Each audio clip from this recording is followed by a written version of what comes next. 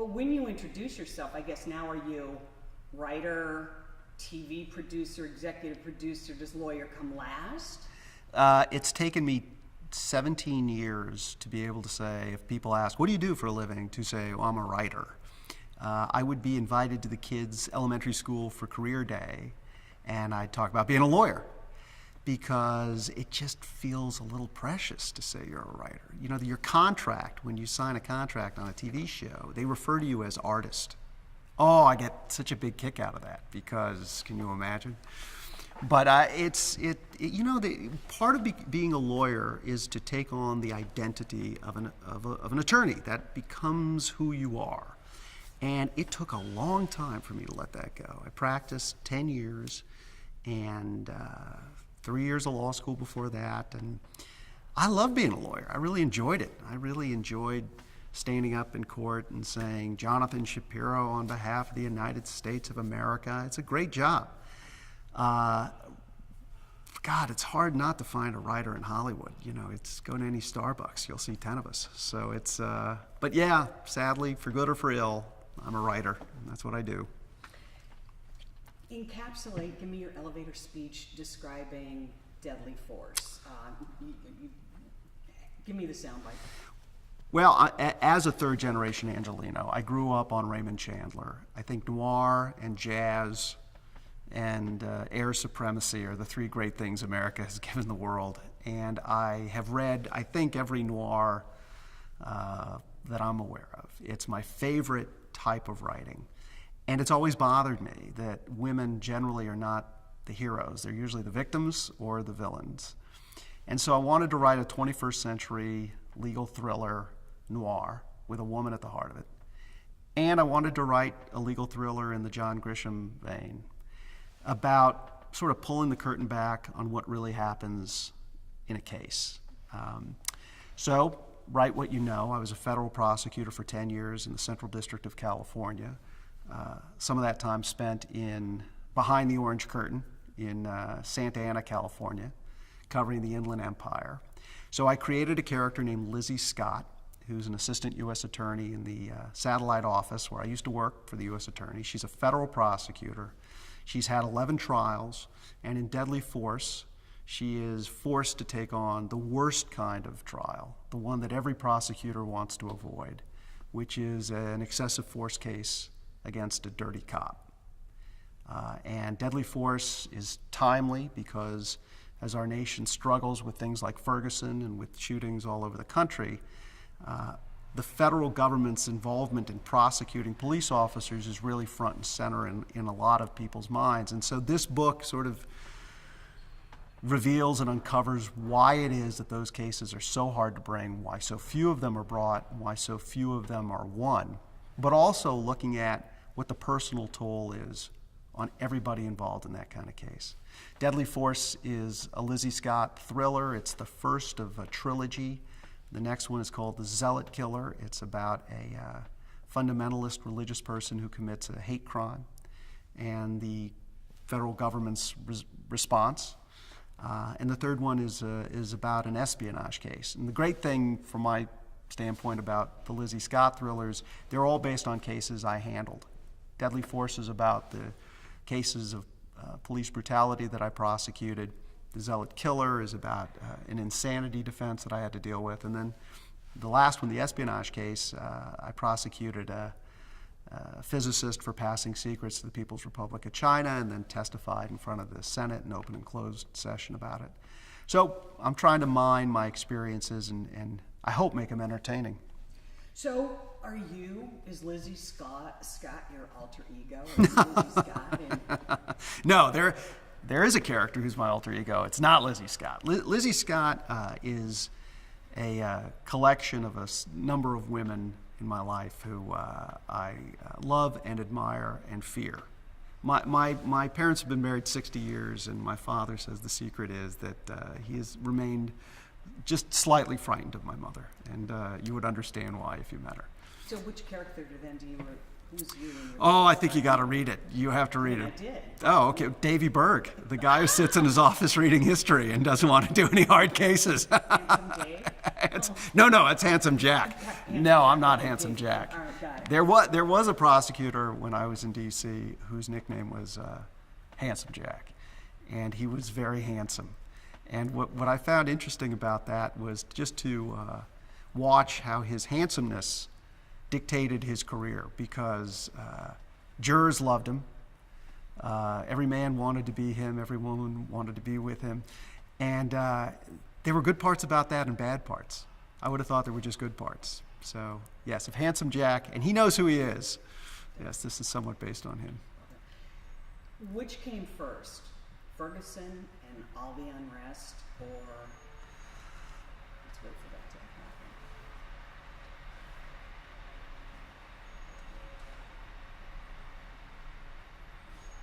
It's a great thing about a studio, is there are giant trucks always going by. A good studio. A working studio, right.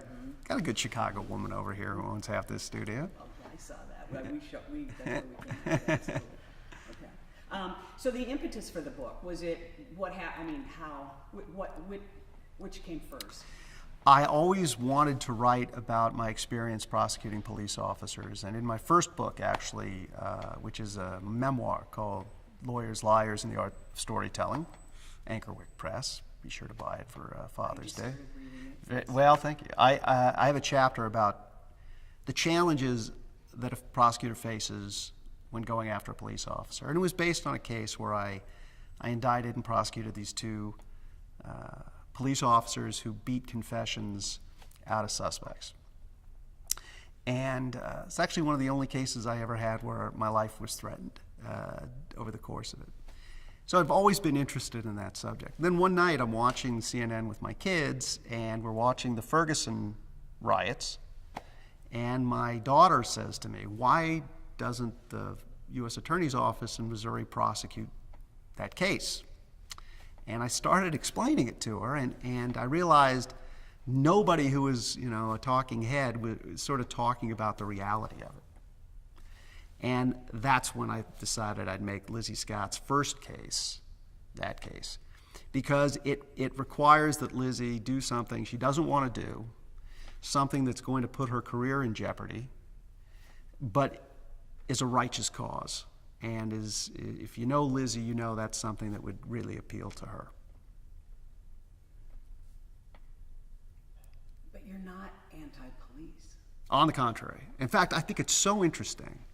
I have never had an interview on this book where that question has been asked. As if the idea that you would write a novel about a police shooting means you must be anti-police. It was on WGN radio, and Justin Kaufman asked me that question. And I say the same thing to every answer, which is bad police officers are dangerous not just to the people they victimize. They're most dangerous to their fellow officers who are doing the right thing. Because law enforcement, police officers absolutely cannot do their job unless the public trusts them, feels safe with them, knows they can go to them. A bad police officer, a thuggish police officer, doesn't just deprive the victim of every single possible civil right you could have. It deprives all of us of a fair and equal legal system. The whole thing is based on the cop in the street. Every criminal case depends on an honest cop handling the case. If you don't have that, you don't have a legal system. So I'm unbelievably pro-police. In fact, the FBI agent who I think is the hero in the case, John Paul Jones, who's based on the FBI agent who I did 26 cases with, is John Wayne. He's the most heroic, brave, intelligent, patient, human character, I think, in the piece. Unfortunately, the bad cop, who is based on the cops I prosecuted, is not fiction in the sense that there are real guys like that. There are real Dwayne Wayne Lees. There are real Dwayne Wayne Lees, and I've met them, and I've prosecuted them. I've had them as witnesses. I've had them as defendants. And maybe it's because as a kid I used to get hit a lot, but I guess you'd have to know me to realize why. I've always been interested in bullies. I mean, I've always been interested in a human being who would physically assault somebody who was smaller, weaker, more vulnerable.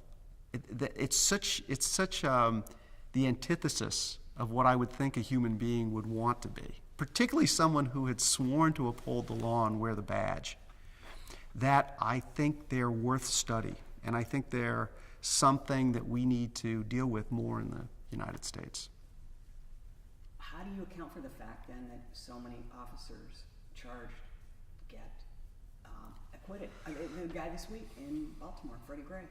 I mean, you say they're never prosecuted. I mean, when they are prosecuted, they're acquitted usually. They're not found guilty. What is that inherent in the system, or what? Because it seems like with everything that's going on, there should be more guilty verdicts. So in America, every criminal defendant is presumed innocent unless he's a police officer, at which point he's presumed innocent and heroic.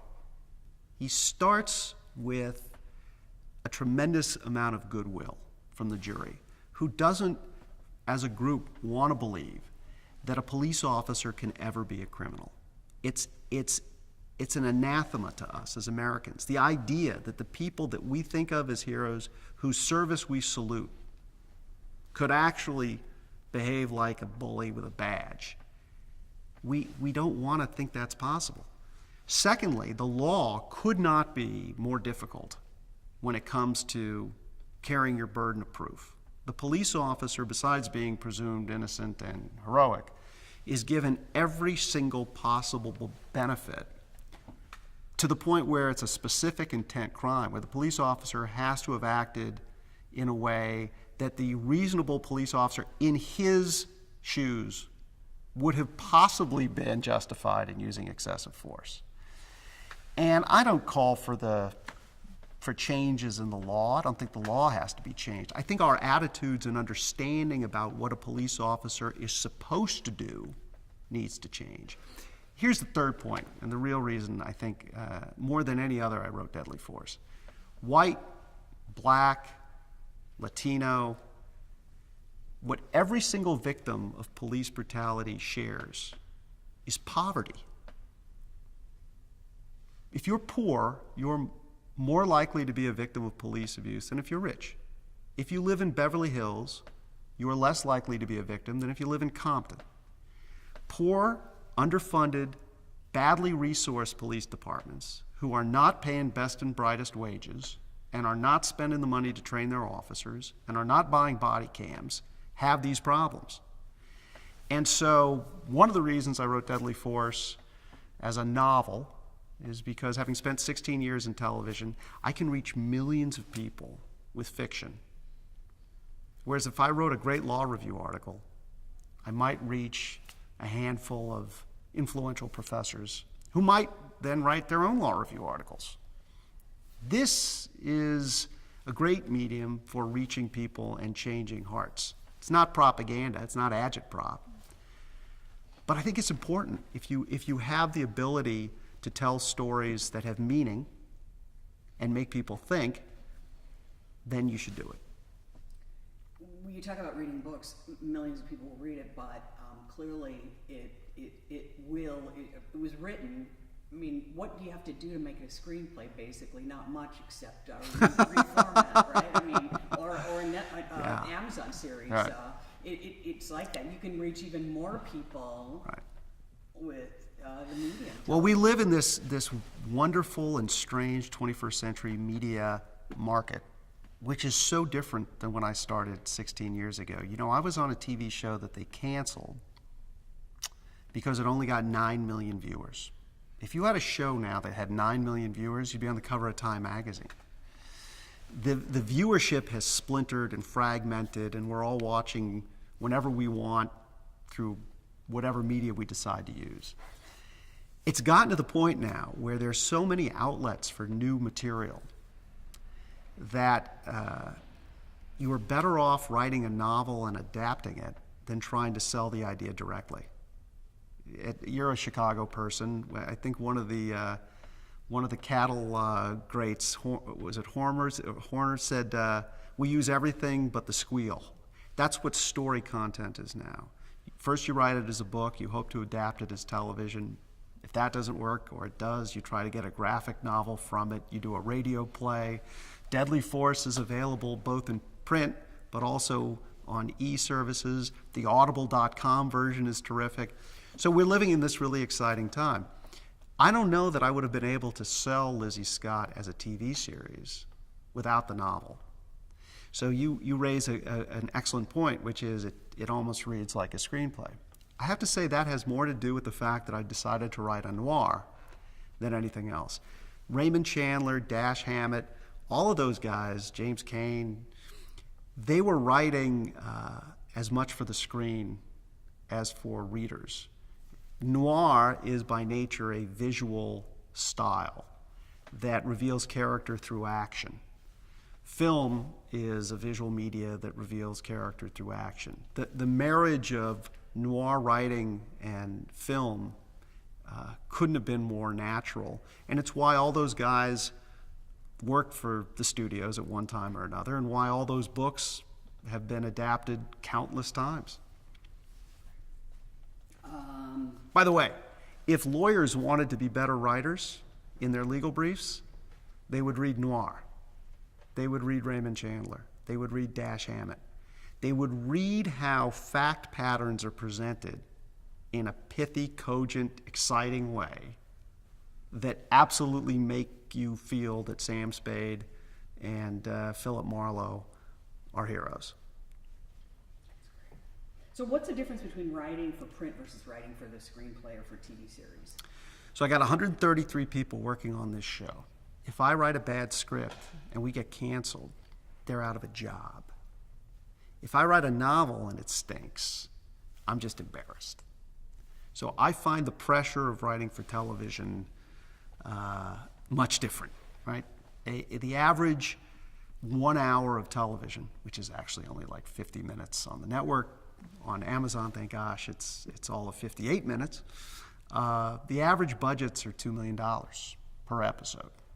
We have a 10-episode order.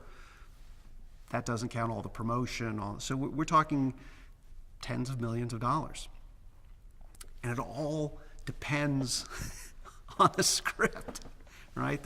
Mel Brooks once got an award at the Writers Guild, and he said that he wouldn't have left his house for an award from the Producers Guild or from the Directors Guild.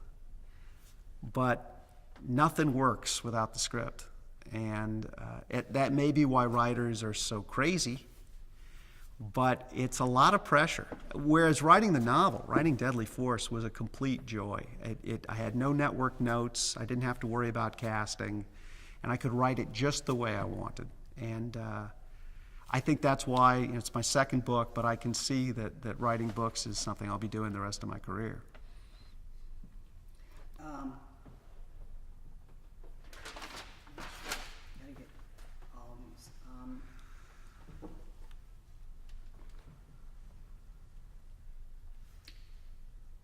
Making a Murderer, one of the smash hits ever, and that's more and more people are finding out how the law works or doesn't work because of vehicles like that. Do you feel a certain amount of responsibility to tell it like it is, to educate, to teach people? I mean, I love the way the book went because I hadn't been in a grand jury. So the grand jury was very interesting to me. That's good. And the different you could have Lizzie saying anything you wanted that was just puking out the truth, basically. Right. But do you feel an obligation to educate people about the justice system? Well, it's good drama to be accurate. Whether I felt responsible or not, ER was a great show based in Chicago because those doctors playing doctors were advised by doctors who were telling them exactly what would happen, and you didn't know whether that procedure was whatever it was supposed to be, but you knew, you could sense it had that air of authenticity that draws you in, and because it's credible, you take the leap of faith and you believe what you're watching is happening. Same's true in law. If you make things up, if you say things that are patently untrue, the audience will feel it, they'll know it, they won't go along with the ride. So as just purely from a dramatic standpoint, accuracy is key. From a responsibility standpoint, I went with Anchorwick Press as an imprint of the ABA because I think we do have a responsibility to not only be entertaining, but to be as accurate as we can. Because whether we want to admit it or not, those of us who write legal thrillers are writing for people who will be on juries one day, or will be victims of crime or witnesses. And it doesn't make the drama better to lie to them. It actually might make our society a little bit more educated and better if those people kind of knew what was going on. And I take that responsibility very seriously because the law matters to me. You know, the reason why writing legal thrillers is such a thrill is because I just cherished my time in court. I could not believe when the jury was being impaneled. I prayed thankfulness to God that I was in that place, because there's no other place in America where democracy is so direct, pure, and about the principles that I think this country stands for. And it's not just me saying it. Apparently this fella de Tocqueville came here and said about America that the only hope for democracy surviving rested with its attorneys and with the jury system. One of the reasons I'm writing the Lizzie Scott trilogy is because the number of jury trials in our country is going down. Every effort is being made by corporate America, for the most part, but also the courts, to reduce the number of cases that actually get in front of a jury.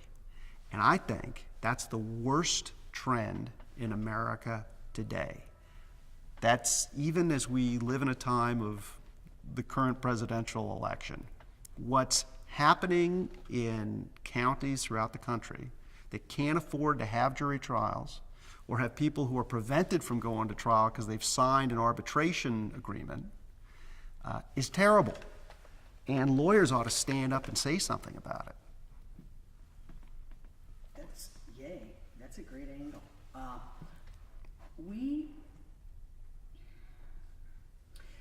This is for a publication called Your ABA, this little section that I'm going to ask you, Sure. that I've been asked to ask you about. And Your ABA goes out to every member that we have an email address for. Right. And so here's this question. What are some key factors to take into consideration when weighing the use of force by police and whether it was reasonable or not? So the circumstances in their totality are to be considered, including what threat the officer... I'm sorry, can I have you do my questions aren't going to be used, so can I get you... To repeat the question. Or to just put a top on it. So Yeah. So ask me one more time, what sorry. are key factors to take into consideration when weighing the use of force by police and whether it was reasonable or not? So a lot of what Deadly Force, my novel, is about, are what key factors are to be considered when a police officer uses deadly force by a jury in determining whether or not that force was excessive and therefore criminal or was justified. One of the factors, of course, is what would the reasonable officer have done in that police officer's situation. The factors that go into that involve the police officer's training, whatever standards exist in the jurisdiction that the police officer is working in, the nature of the threat the officer was facing, the nature of the information the officer actually had, the possibility that people around the area, non-combatants, innocent bystanders, could be injured, alternative means of force, and then finally, and probably the most important factor, is where does the conduct sit on the use of force continuum, which is a standard way to analyze every citizen police contact to determine whether or not there was an appropriate escalation of danger that justified the officers pulling the weapon and killing someone. By the way, it doesn't just have to be a gun. There are cases that say cars can be instruments. I prosecuted an officer who used his flashlight on a suspect's head. So all of these factors go into it. Now, How does a jury, who generally comes in with a bias, if any bias, for the police rather than against the police, put themselves in the shoes of the officer? They haven't been trained. They're not aware of what goes into that job. How do they reasonably make a decision that the officer was excessive in their force? In my experience, they don't do a very good job of it, because what these cases become is a battle of experts. The prosecutor's use of force expert versus the defense lawyer's use of force expert. We used to say at the Justice Department that in trials, the best story wins. My experience, a lot of these cases come down to who can tell the best story, which is not the same thing as what is the truth of what happened out there.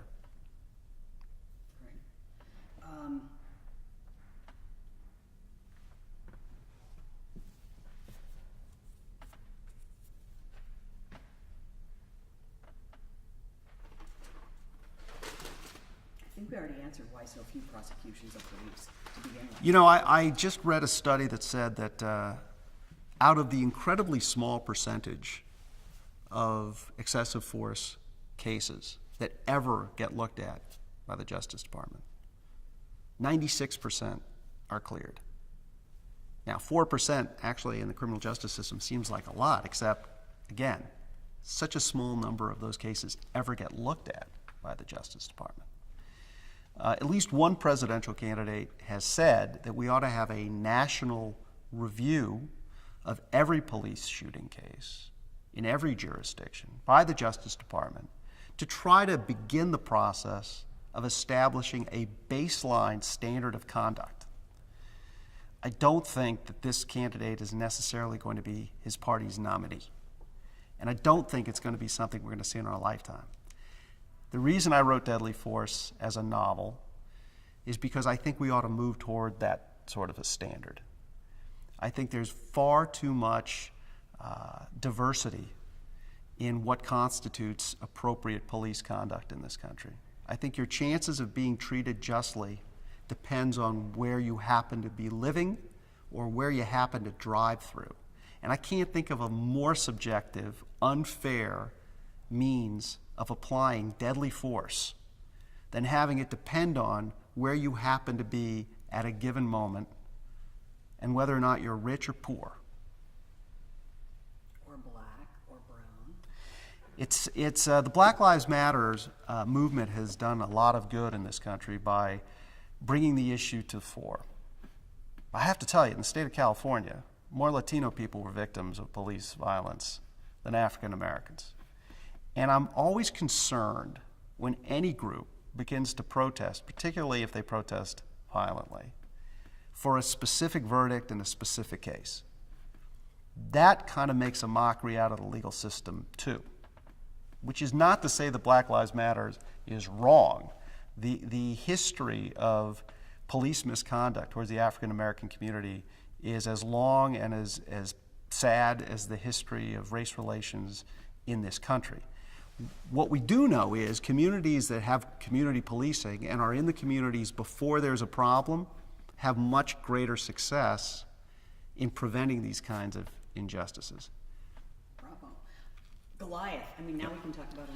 Yeah, woo! Right. Amazon will be happy about this. Yeah, talk to me about that. It became the trial and then it became Goliath. Was the trial and now it's Goliath. Will it change again? I can only imagine. You know, Amazon Prime has these wonderful algorithms where they know everything about us. They know what we buy and what we think of buying and when we bought it and what we did with it. So if they bought Deadly Force on Amazon, they know when they started reading it and how far they got, and based on the number of pages that they might have read, parts they like more than other parts. And they know what other books they looked at after that, right? So they know a lot. So if they said Goliath is a better title, we said, okay, Goliath it is. It's also a better title because the show isn't just about a trial. It's about the law in 21st century America. David Kelly and I were talking one day, and I had actually gone back to Kirkland & Ellis, a great Chicago law firm, to become of counsel specializing in suing studios for profit participation claims.